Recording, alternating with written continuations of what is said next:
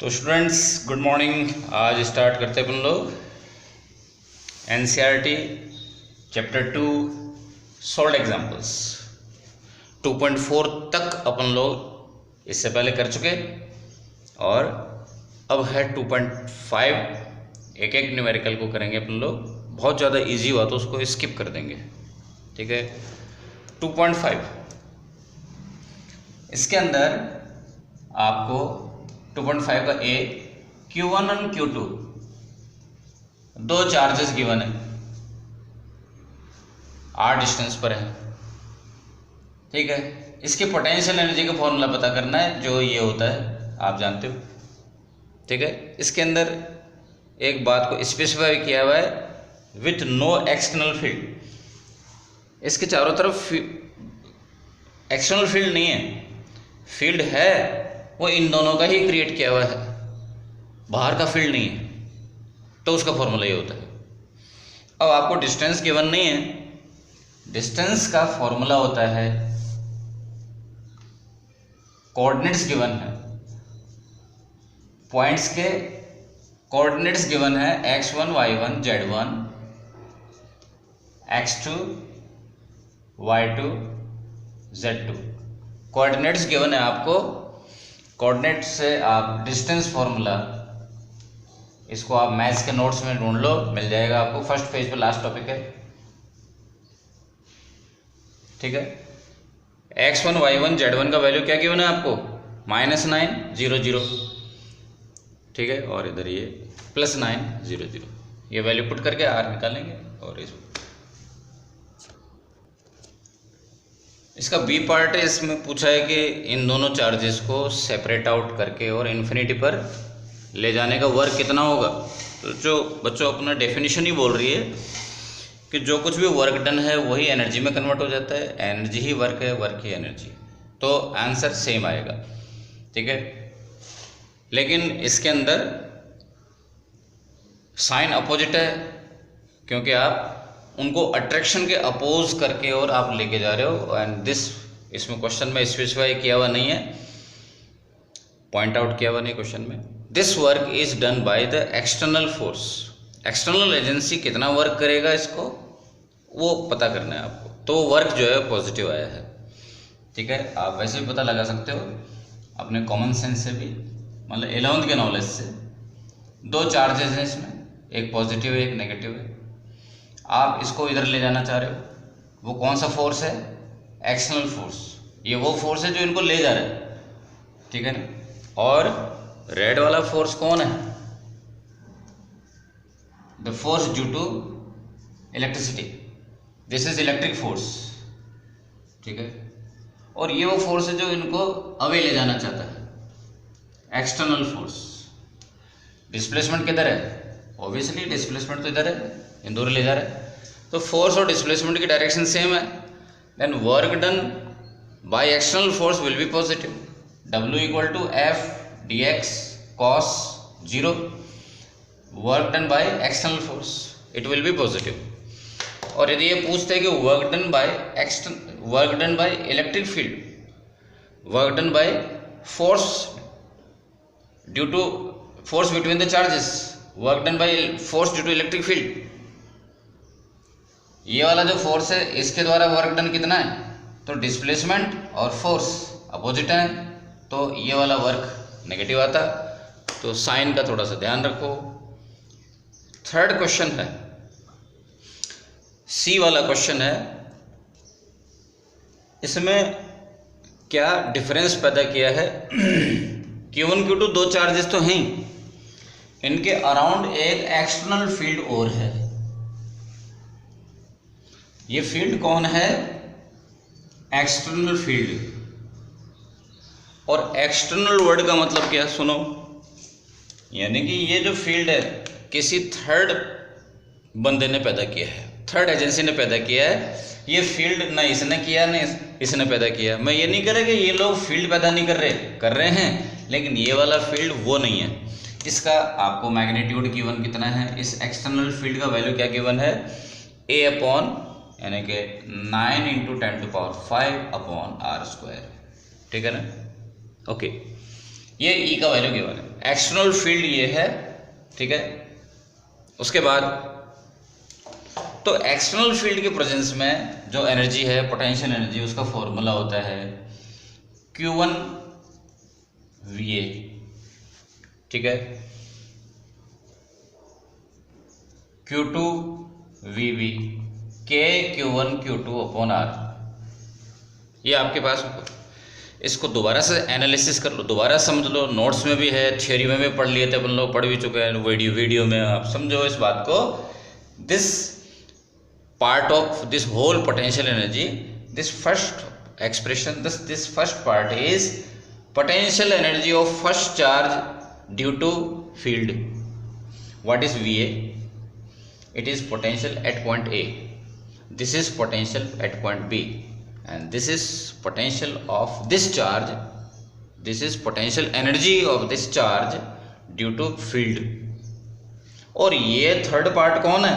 ये third part तो है इन दोनों के आपस के म्यूचुअल पोटेंशियल एनर्जी है, यानी कि ये तो एक्सटर्नल फील्ड नहीं होता, ये तो तभी भी होता, फिर ये दोनों रिमूव हो जाता, ये नहीं होते, एक्सटर्नल फील्ड नहीं होता। तो ये एक्सटर्नल फील्ड की वजह से है, और ये बगैर एक्सटर्नल फील्ड के आपस की पोटेंशियल एनर्जी है, ठीक है। काफ़ी इंटरेस्टिंग बात है और ध्यान में रखने लायक बात। आगे बढ़ते हैं। अभी आपको Q1 Q2 और स्मॉल r, Q1 Q2 सबका वैल्यू पता है, VA का वैल्यू पता करना है। VA क्या है? जहाँ पे Q1 पुट किया हुआ है, जिस जगह पर Q1 चार्ज है उस पॉइंट का, यानी कि पॉइंट A का आपको पता करना है, पोटेंशियल पता लगाना है, ठीक है। तो देखो, मैं आपको केवल इतना बता देता हूं कि V कैसे पता लगाएंगे। आपको तो गिवन तो है E, इस फील्ड का आपको इंटेंसिटी गिवन है और आपको चाहिए पोटेंशियल। तो मैं आपको केवल इतना सा बता रहा हूं, बाकी आप वैल्यू पुट कर लेना अपने आप, कि इंटेंसिटी गिवन है और पोटेंशियल पता करना है। तो कैसे करते हैं? ये तो आपने पिछले न्यूमेरिकल का वीडियो देखे होंगे, वहां भी पता पड़ा होगा कि आपके पास फॉर्मूला है E और V में रिलेशन है, ठीक है। अभी आपको क्या गिवन है? E, और आपको पता करना है V, तो V इक्वल टू EDR आपके पास फॉर्मूला है। E का वैल्यू क्या पुट किया? K कांस्टेंट, ये कूलॉम्स लॉ वाला K नहीं है, ठीक है ना, सॉरी, अपने क्वेश्चन में इसको A बोला हुआ है, अपॉन R², ठीक है। ये कांस्टेंट है तो बाहर आ गया, और 1/r² का इंटीग्रेशन आप कई बार कर चुके हो, -1/r, ठीक है। आपको पोटेंशियल पता करना है तो limits obviously infinite to r होंगी, और दिस विल A/r। ऐसे करके आप इलेक्ट्रिक फील्ड के फॉर्मूला से पोटेंशियल का फॉर्मूला आपने निकाल लिया। आप ये मत कहना कि ये तो मेरे को वैसे किसी और तरीके से पहले से मालूम था। यदि आप किसी रेडीमेड तरीके से आप कुछ बना लाते हो तो ये नहीं कहें कि ये तो मेरे को वैसे पता था, ठीक है ना। कभी भी आपको किसी और तरीके से पता है तो उसको एक बार चेक करो कि वो जो है करेक्ट है या रेडीमेड है या शॉर्टकट है, ठीक है। ओके, तो अब आपको V पता पड़ गया। इसके अंदर आप A का वैल्यू है, आपका गिवन है 9 × 10⁵, और R का वैल्यू, फर्स्ट वाला जो पॉइंट है जिस पर चार्ज Q1 बैठा हुआ है उसका R कितना है, ठीक है। क्वेश्चन में देखें उसका R कितना है, वही है 9 सेंटीमीटर, ठीक है। इसमें इसको आप ध्यान से देखें, फर्स्ट जो चार्ज है उसका पोजीशन वेक्टर का वैल्यू कितना है, -9 सेंटीमीटर। तो यहाँ -9 पुट करोगे क्या? नहीं, यहाँ पे आपको प्योरली मैग्नीट्यूड पुट करना है, ठीक है। 9 ही पुट करना है, दोनों में 9 ही आएगा। बच्चों नेक्स्ट क्वेश्चन है 2.8, और इसमें ये पर्टिकुलर टॉपिक की बात करिए। पैरेलल प्लेट कैपेसिटर है, ठीक है, और उसके अंदर स्लैब रखा हुआ है, T थिकनेस का स्लैब है। थिकनेस का वैल्यू है 3/4 ऑफ द D, यानी कि ये जो बीच में डिस्टेंस है, दोनों प्लेट्स के बीच में डिस्टेंस है, उसको बोलते हैं D। उसका 3/4 पार्ट है, और 1/4 पार्ट स्पेस है, खाली पड़ा हुआ है 1/4। ये आपका फॉर्मूला है।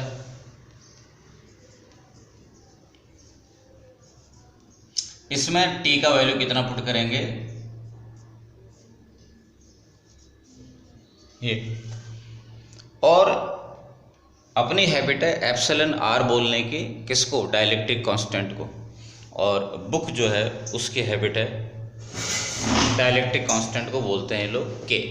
अपन लोग के इसलिए नहीं बोल रहे क्योंकि कूलॉम्स लॉ में भी जो है के Q1 Q2 upon are square, जो 9 × 10⁹ जिसको अपन लोग के बोलते हैं, ठीक है, उस के में और इस के में कहीं कन्फ्यूजन नहीं हो जाए, कोई बात नहीं, आपको यदि मालूम है तो बहुत वेल एंड गुड, के बोल दो, कोई दिक्कत नहीं है। एप्सिलॉन आर को आपके बुक में के बोला हुआ है। इसको सॉल्व करें and answer will in your hand. Next topic है बच्चों, ये डायग्राम आपको क्वेश्चन में गिवन है। यहां पर आपको लग रहा है कि बैटरी तो लगा ही नहीं,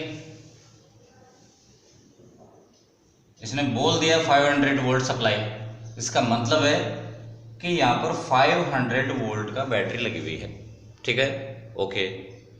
आप भी बना लो अपने बुक में ही, आप भी जो है उसमें बैटरी बना लो, सेल बना लो, ठीक है। इसके बाद मैं इसको और कंफर्टेबल पोजीशन में इसका डायग्राम बनाता हूँ, ठीक है। तो इसका नेक्स्ट इजी फॉर्म डायग्राम का ये होगा, कैसे, देखो C1 C2 and C3 series में है।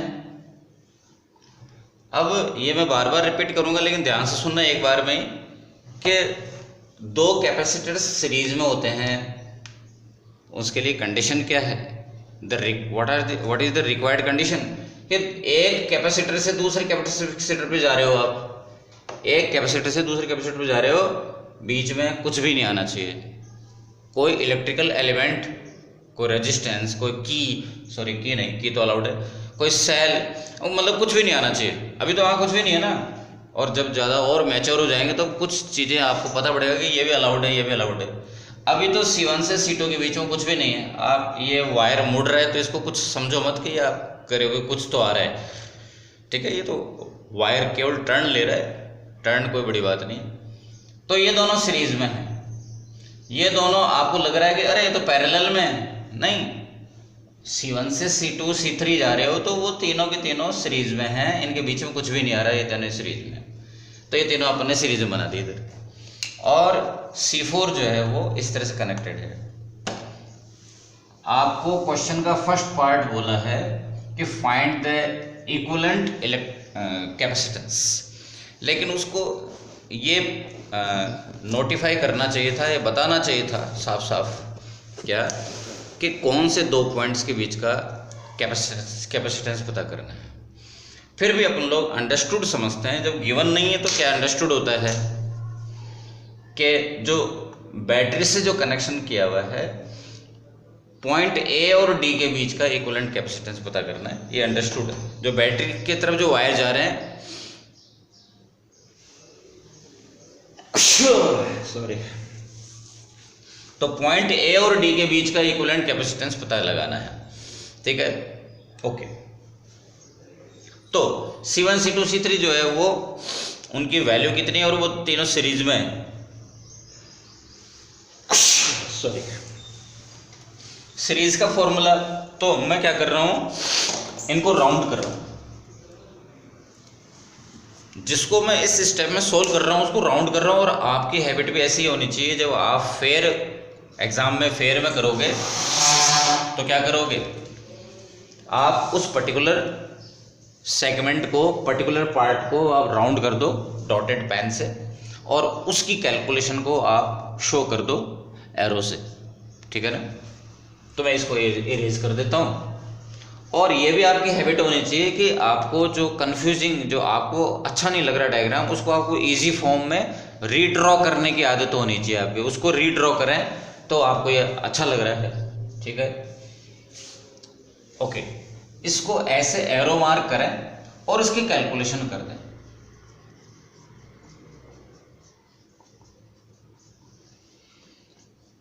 इसकी वैल्यू क्या है भाई, ईच वन ऑफ 10 माइक्रोफैराड, 10 10 10, आप समझते हो कि यूनिट तो कभी पुट करते ही नहीं है अपन लोग कैलकुलेशन में, लेकिन micro is not a unit, micro is number, वो भी मत पुट करो आप, क्योंकि फाइनल जो आंसर आएगा वो उसमें भी माइक्रो लग जाएगा अपने आप ही, ठीक है ना। तो ये सब चीज़ें हैं। It is 10/1/c, c becomes 10/3 microfarad. किसका वैल्यू आया ये? इस पूरे का जो रेड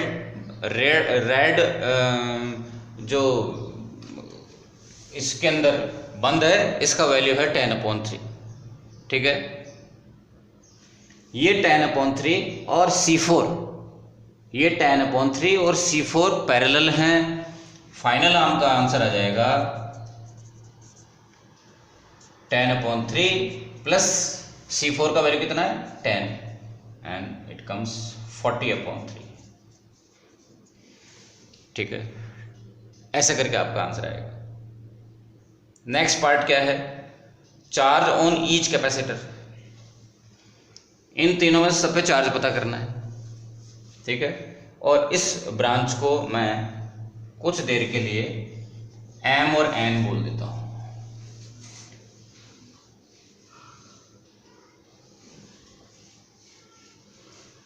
बहुत फंडामेंटल क्वेश्चन है, क्योंकि आपको ये नहीं आएगा तो आपके सारे JEE IIT और नीट धरे रह जाएंगे। आप सोचते हैं कि ये तो छोटे मोटे क्वेश्चंस हैं, इनको नहीं करना चाहिए, ठीक है ना। इसको फंडामेंटली करो, और हर चीज़ ध्यान से सुनो कि कब सीरीज होता है, कब सीरीज नहीं होता, कब पैरेलल होता है, क्या कंडीशन पैरेलल होने की है, क्या नहीं है। इसमें आपने गड़बड़ कर दी तो बहुत कुछ गड़बड़ हो जाएगी। देखो, आपको ब्रांच MN का M और N पॉइंट दिख रहे हैं। ब्रांच MN का आपको क्या दिख रहा है? आपके पास में C है क्या? बिल्कुल है ना, अभी निकाला था ना 10/3। आपको Q है क्या? वही तो क्वेश्चन मार्क है। वोल्टेज पता है क्या?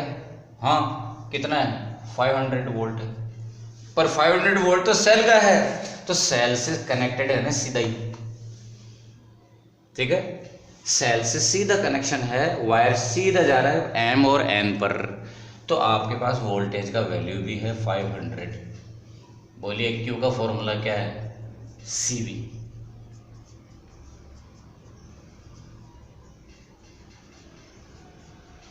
माइक्रो कूलम, ऐसे करके हो जाएगा। आप ये डिसीजन ले लो ठंडे दिमाग से, उसके बाद में कोई दिक्कत नहीं, ठीक है। ये किसका चार्ज आया? पूरी ब्रांच का, लेकिन आपको तो बोला है कि हर एक कैपेसिटर पे पता करो।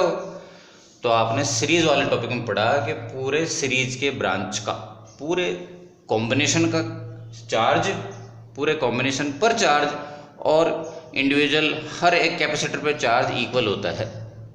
तो 5000/3, इस पर चार्ज 5000/3, इस पे भी 5000/3, इस पे भी, सब पर चार्ज सेम आएगा। नेक्स्ट, अब आप पता कर रहे हो C4 वाले कैपेसिटर पे C का वैल्यू कितना है? 10 माइक्रोफैरड। Q का वैल्यू कितना है? क्वेश्चन मार्क है। V का वैल्यू कितना है? 500। क्यों? वो भी तो डायरेक्ट कनेक्टेड है, पैरेलल में कनेक्टेड है सेल से, ठीक है। तो Q = CV, मल्टीप्लाई कर दो, आंसर आ जाएगा। बच्चों, क्वेश्चन नंबर 2.10 का फर्स्ट पार्ट है, उसके अंदर ऐसा कहा हुआ है कि एक कैपेसिटर है, सपोज उसका कैपेसिटेंस C1 है, जिसका वैल्यू है 900 पिकोफैरेड। उसको आपने बैटरी से कनेक्ट किया, तो जो बैटरी का वोल्टेज होगा वो ही इस कैपेसिटर के ऊपर वोल्टेज हो जाएगा, ठीक है। पैरेलल में कनेक्टेड चीज़ों का वोल्टेज सेम होता है। तो आपको Q पता करना है, Q = CV, ये क्वेश्चन हो जाएगा आपसे, ठीक है ना। Q = CV। इसका सेकंड पार्ट ये है कि पहले आपने बैटरी को डिस्कनेक्ट किया, अभी इसमें चार्ज फिल हो गया, ठीक है। इसका चार्ज फिल हो गया, कितना? Q1। एक कैपेसिटर दूसरा और है, अच्छा, मैं क्या कह रहा था कि इसके अंदर जब चार्ज फिल हो गया और उसके बाद में आप बैटरी हटा लेते हो तो ऐसा नहीं कि इसका चार्ज गायब हो जाएगा, ठीक है, ऐसा कुछ नहीं, इसके ऊपर चार्ज मेंटेन रहेगा। तो इसमें चार्ज है Q1 और वोल्टेज वही है V500, ठीक है।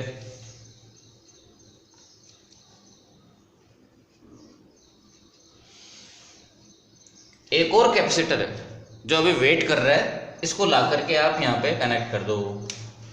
वो कैसा है, न्यूट्रल है, उस पर कोई चार्ज फिल नहीं है, ठीक है। Q2 पे पोटेंशियल कितना है, सेकंड कैपेसिटर पे पोटेंशियल है 0 और चार्ज भी 0 है, ठीक है। उसको जैसे ही यहाँ आकर के लगाया तो अब आपको जितना भी कुछ पता कर सकते हो डेटा वो पता कर लो, नहीं तो बुक में भी देख लो कि भाई आपको क्या पता करना है, ठीक है। तो सबसे पहले आपके पास फॉर्मूला है ये C1 C2 का वैल्यू आपको गिवन है 900 पिकोफैरेड, V1 का वैल्यू 500 है, V2 का वैल्यू 0 है, ठीक है ना, क्योंकि शुरू में ये बिल्कुल खाली था। ये वैल्यू पुट करो तो आपके पास में V का वैल्यू आ जाएगा। ये आपको पता करना है या नहीं करना वो आप डिसाइड करो। इसकी पोटेंशियल एनर्जी कितनी है बिफोर, वो तो आपने निकाल चुके हो, ठीक है ना। इस अकेले की potential energy before joining this, इसको ज्वाइन करने से पहले कितनी थी वो तो निकाल लिया फर्स्ट पार्ट में, अभी तो अपन लोग बी पार्ट कर रहे हैं। अभी पूरे इन दोनों की पोटेंशियल एनर्जी कितनी है, इसकी पोटेंशियल एनर्जी कितनी है, हाफ C1 V², ये वाला भी पुट करेंगे। इसकी पोटेंशियल एनर्जी कितनी है, हाफ C2 V², ये वाला पुट करेंगे, ठीक है। इन दोनों को पता करना था आपको, ठीक है।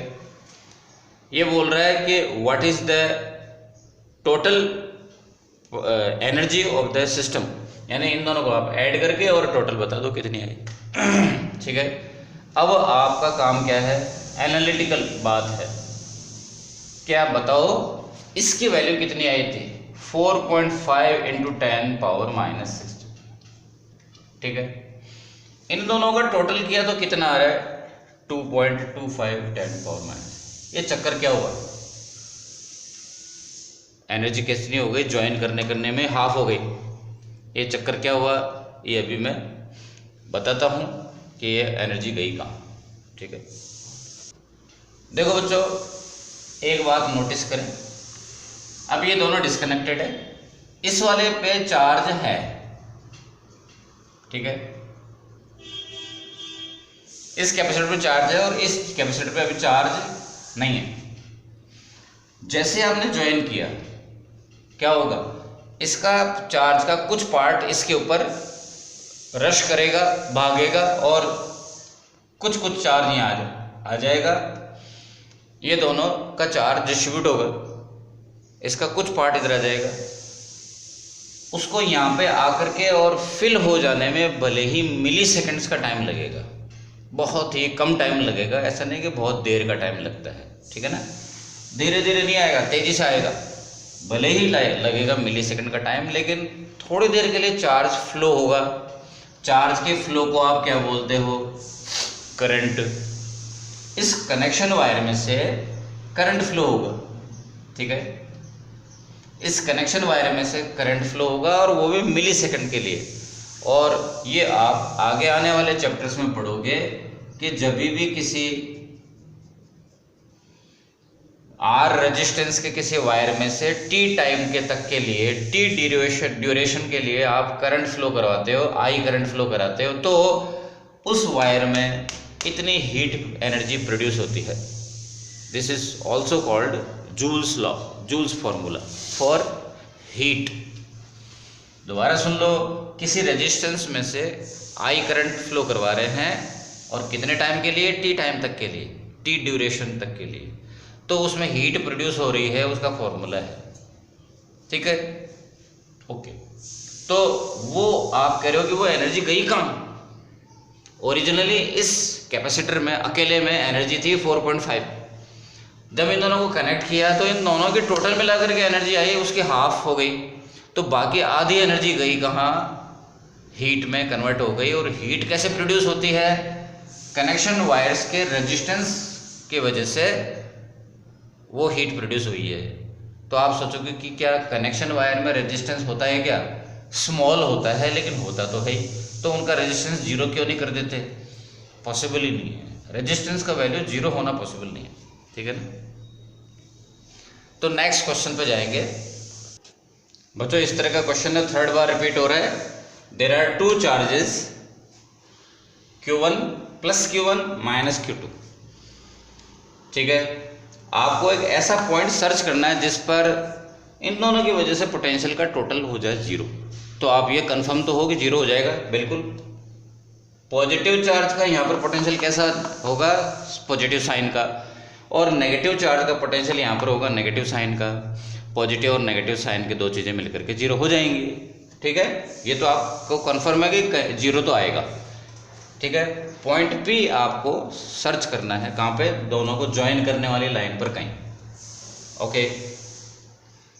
सपोज ये x है और x का ही वैल्यू पता करना है आपको। तो v1 plus v2 equal to 0, आप ऐसे भी लिख सकते हो, या आप ये भी लिख सकते हो।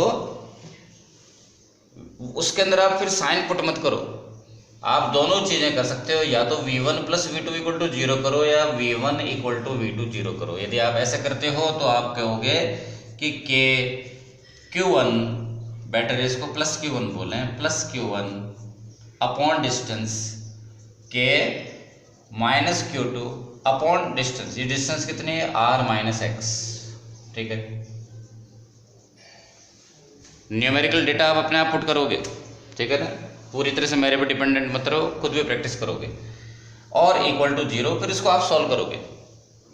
आप ये कर दो तो भी ठीक है, फिर इसमें फिर आप साइन पुट मत करो, ठीक है ना, क्योंकि यहाँ पर तो मैग्नीट्यूड की बात कर रहे हैं, तो कोई दिक्कत नहीं। आप ये करो तो ये बेटर है, इससे आपका x का वैल्यू आएगा, ठीक है। लेकिन यहाँ पर एक कॉमन सेंस की बात चलेगी, जो कि क्या, इसका वैल्यू देखो +5, इसका वैल्यू देखो -3, तो इसके अंदर एक और पॉइंट होगा, वो एक्सपेक्टेड है कि यहां पर होगा। कौन से तरफ होगा, स्मॉलर चार्ज की तरफ एक पॉइंट और होगा जिस पर पोटेंशियल हो 0। तो इस क्वेश्चन का सेकंड पार्ट ये आप कहोगे कि सपोज ये x ये कितना होगा, r minus x. Again same चीज एक बार और रिपीट करेंगे, v1 plus v2 equal to 0, v1 का value k plus Q1 upon distance, charge और पॉइंट के बीच का डिस्टेंस कितना है, r प्लस एक्स, और k माइनस Q2 और चार्ज के बीच का डिस्टेंस कितना है, x इज इक्वल टू 0। इसको सॉल्व करोगे तो x का एक डिफरेंट वैल्यू आएगा। आपको ये कैसे पता पड़ता है कि दो पॉइंट हो सकते हैं, आप एक्सपेक्ट करके चलो, ठीक है। ये क्वेश्चन थर्ड बार रिपीट हो रहा है, ठीक है। तो आप पिछले 2 बार वाले क्वेश्चंस को आप पढ़ चुके हो, वहां पे मैंने बहुत एक्सप्लेन कर चुका हूँ। बच्चों नेक्स्ट क्वेश्चन के अंदर एक रेगुलर हेक्सागन की बात करी है, और आपको रेगुलर हेक्सागन के अंदर ये बात पता होना चाहिए कि ये एंगल 120 का होता है, मतलब 60-60। जब ये 60-60 और ये भी 60, तो फिर ये जो ट्राइंगल है ये इक्विलेटरल है। रेगुलर हेक्सागन की एक साइड स्मॉल a की है, तो ये भी स्मॉल a की होगी। आप इसमें क्यों इंटरेस्टेड हैं, क्योंकि यही तो है distance between charge and point. Which point, we are going to find the potential at centre, KQ upon R। R क्या है, चार्ज और पॉइंट तक के बीच की डिस्टेंस है, ठीक है। वो कितनी है, इसके हेक्सागन के साइड के इक्वल है। यहाँ पर कितने पोटेंशियल्स एग्जिस्ट कर रहे हैं, 6। सारे सेम है क्या, बिल्कुल सेम है, ठीक है। तो आपका ये क्वेश्चन हो जाएगा। क्वेश्चन 2.3 के अंदर आप आइडेंटिफाई करो कि एक डाइपोल आपको गिवन है, डाइपोल के इक्विपोटेंशियल सरफेस और फील्ड लाइंस ड्रॉ करिए आप, वो आपके थ्योरी का पार्ट है, थ्योरी में जाके देखो। बच्चों देखो क्वेश्चन में क्या सिचुएशन गिवन है कि एक कैपेसिटर है और ये सीन है उसका।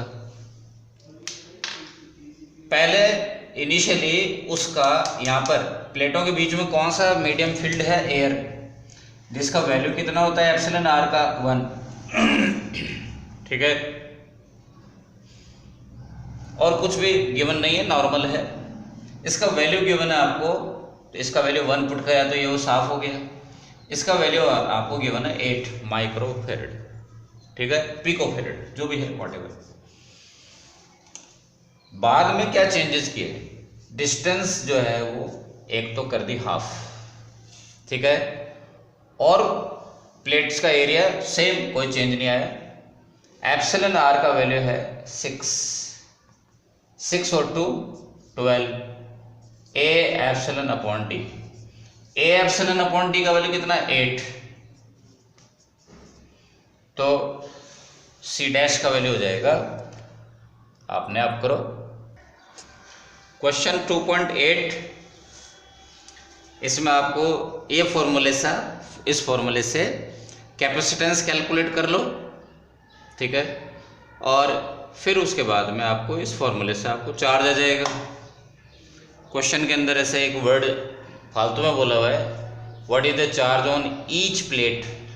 यदि ईच वर्ड न भी लगाए तो अंडरस्टूड है कि आपको दोनों में से किसी एक प्लेट का चार्ज बताना होता है। ऑब्वियसली दोनों प्लेटों पे चार्ज इक्वल होता है, अपोजिट साइन का होता है, दोनों को कभी सम किया नहीं करते, नहीं तो पक्का हर कैपेसिटर का चार्ज 0 ही आएगा, ठीक है ना। नेक्स्ट क्वेश्चन है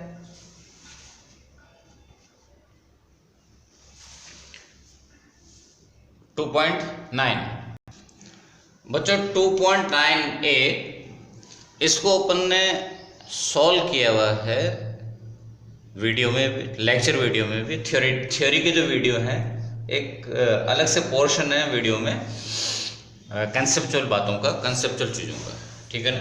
काफ़ी लॉन्ग डिस्कशन है उसके अंदर, वो आप देखोगे।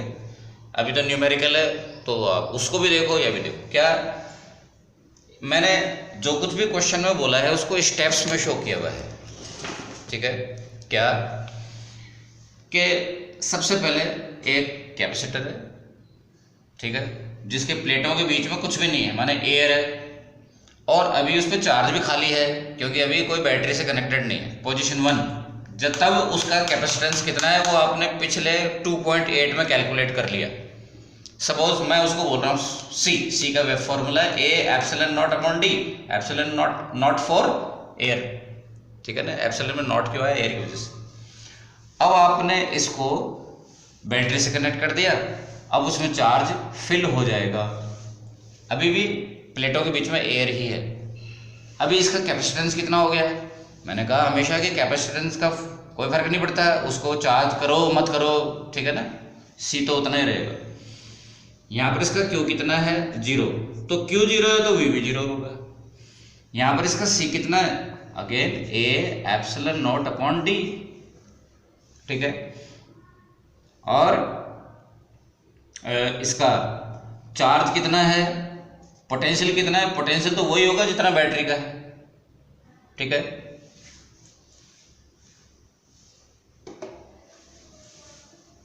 बैटरी का वोल्टेज कितना है, मेरे को पिछले वाले क्वेश्चन 100 वोल्ट,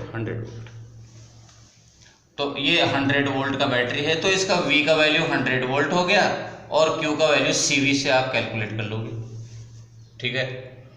अब आपने फर्स्ट क्वेश्चन पे आए, और क्या बोला है इसके अंदर कि while the voltage supply remained connected।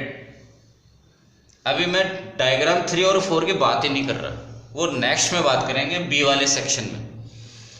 इसके अंदर आपने बैटरी को कनेक्टेड छोड़ दिया और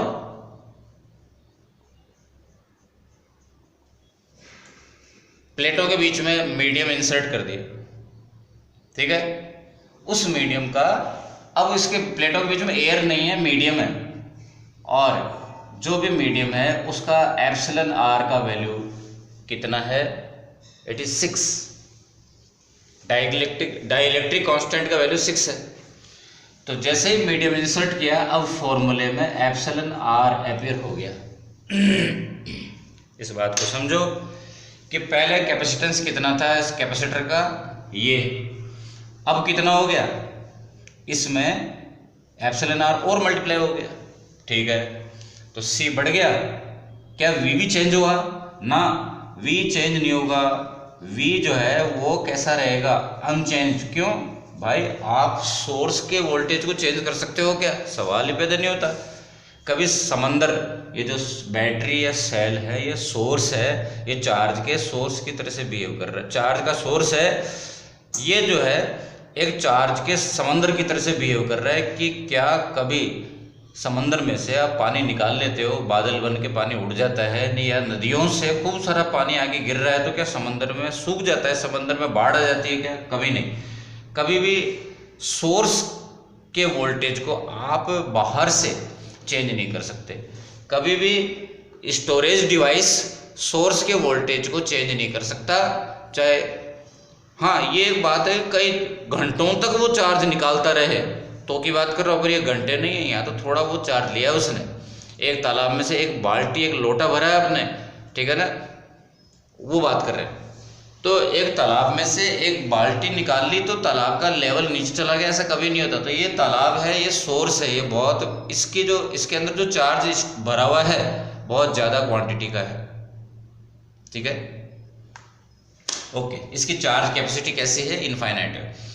तो इसके वोल्टेज, इसका वोल्टेज कभी डाउन नहीं जाएगा, ठीक है ना, सोर्स का वोल्टेज कभी डाउन नहीं जाएगा। और कैपेसिटर का वोल्टेज क्या होगा, कैपेसिटर का वोल्टेज जब तक इससे कनेक्टेड है तब तक ये सोर्स अपने बराबर वोल्टेज को बना के रखेगा जब तक कनेक्टेड है, ठीक है ना।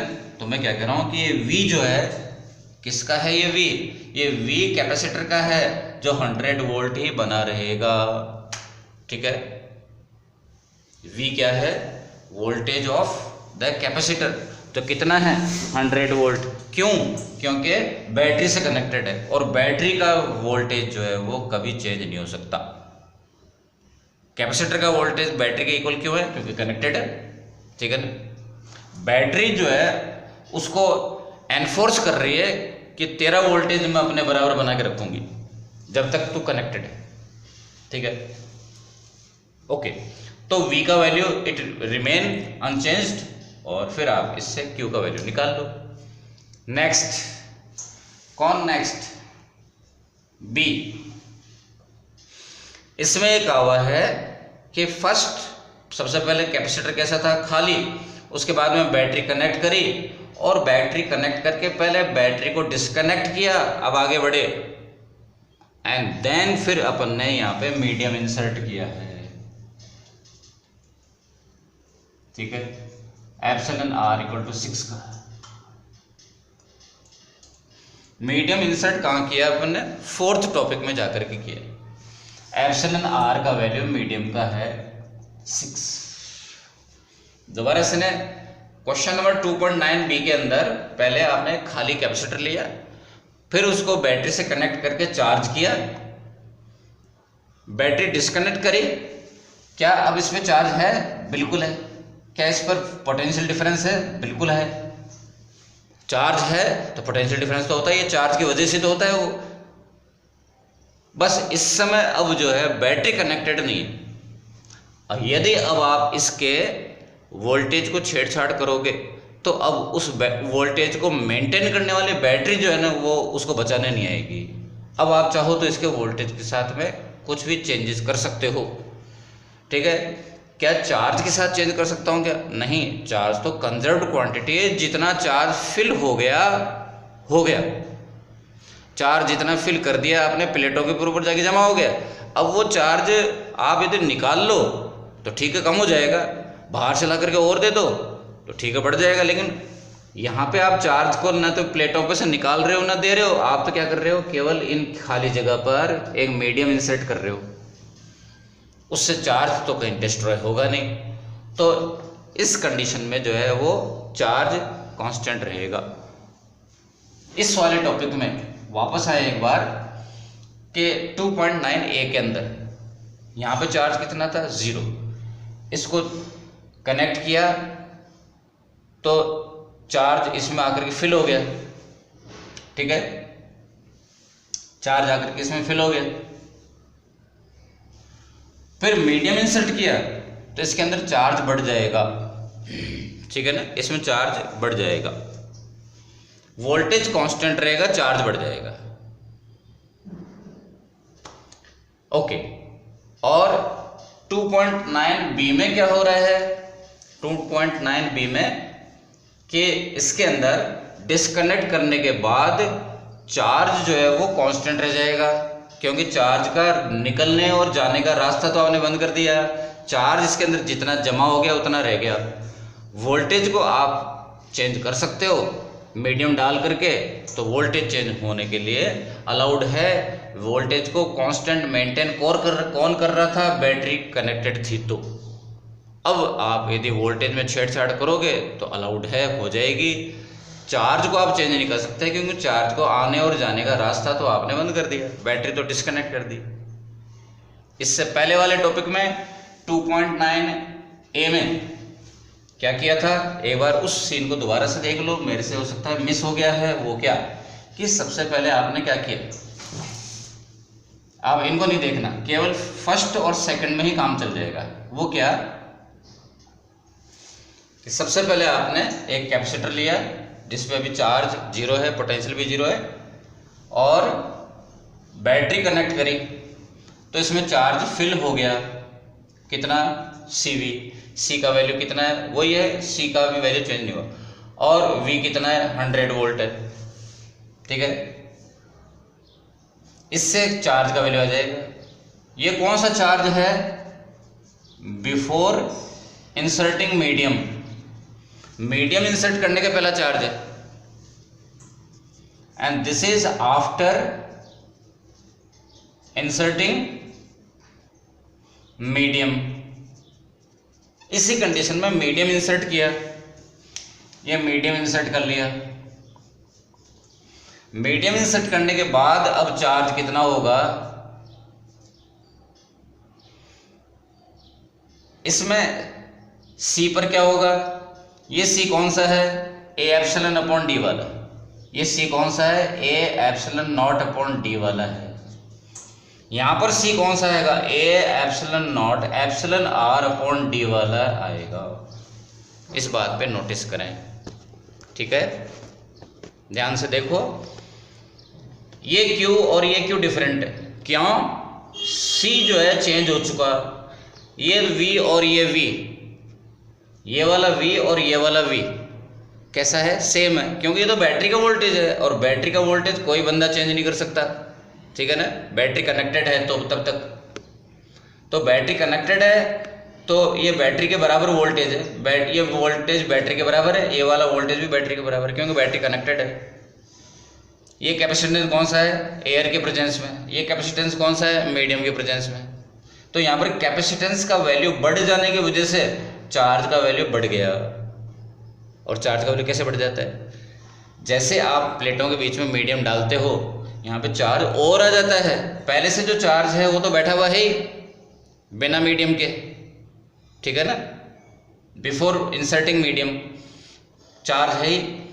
जब आपने इसमें प्लेट बीच में डाली तो और चार्ज आकर के एक्यूमुलेट हो गया, ठीक है ना, ये बात है। ये हुआ 2.9a जो पहले मेरे से स्किप हो गया था। अब आप जाएंगे 2.9b पर। शुरू से दोबारा देखो 2.9b को। शुरू में एक आपके पास कैपेसिटर है, खाली है, कोई चार्ज नहीं है तो कोई पोटेंशियल नहीं है। उसके बाद में आपने क्या किया, उसमें उसको चार्ज किया, ठीक है, चार्ज कर दिया, ठीक है, चार्ज हो गया।